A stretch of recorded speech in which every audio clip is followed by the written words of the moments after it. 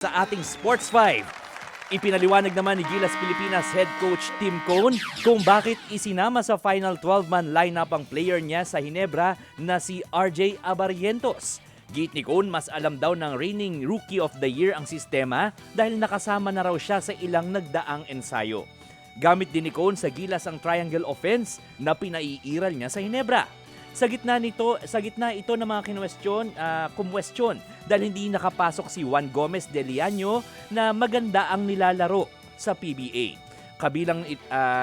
Sa kabila nito, siniguro naman ni Cone na makakapasok na si Juan GDL sa mga susunod na lineup. Lumipad na ang Gilas papuntang Guam kagabi para sa unang laro nila sa first window ng FIBA World Cup Asian Qualifiers sa November 28. Samantala, pinabulaanan ng Samahang Basketball ng Pilipinas ang bali-balitang hindi makakalaro si Justin Brownlee sa Southeast Asian Games. Sa ulat ng One Sports, sinabi ni SBP Executive Director Erica D na wala pang inilalatag na malinaw na patakaran ang host na Thailand.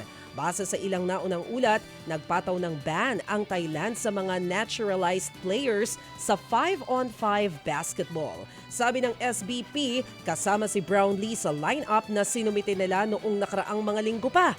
Wala pa raw sagot ang Thailand kung sino ang eligible at kung sino ang hindi.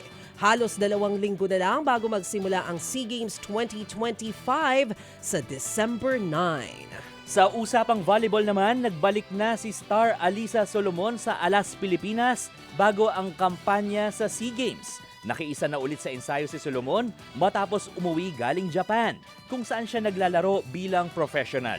Tumatayong import ng JT Marvelous ang dating NU star sa Japan SB League.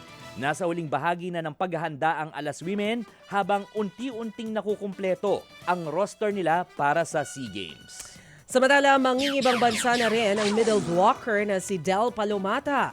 Kinuha si Palomata ng Medan Falcons sa Pro Liga ng Indonesia. Siya ang kauna-unahang Pinoy volleyball player na maglalaro sa liga. Magsisimula ang kanyang kampanya para sa koponan sa Enero ng susunod na taon. Pero sa ngayon, nakafocus muna si Palomata sa Alas, Pilipinas at sa PVL campaign ng PLDT High Speed Hitters. Samantala, balik ensayo naman sa Japan ang rising gymnastics star na si Car Eldru Yulo. Yan ay matapos ang kanyang kampanya sa Junior World Championships dito sa Pilipinas, kung saan nag-uwi siya ng 2 bronze. Nagsisilbing coach ni Yulo ang Hapon na si Munehiro Kugimiya. Doon na rin daw magpapagaling si Yulo sa kanyang right knee ankle injury na nakuha niya sa kompetisyon. Ngayong aangat na sa Seniors Division si Yulo, sunod na pagtutuunan nila ng pansin ang World Cup competition sa susunod na taon.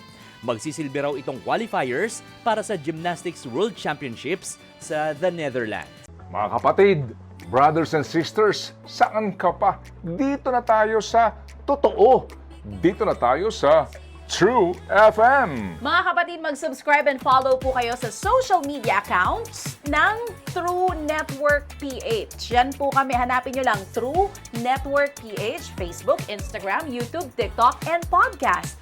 Mapa Apple or Spotify man yan, mahahanap nyo kami. Lahat ng mga napapanood at napapakinggan nyo po sa programa, nasa social media accounts namin yan. So paano mga kapatid? See you sa social media!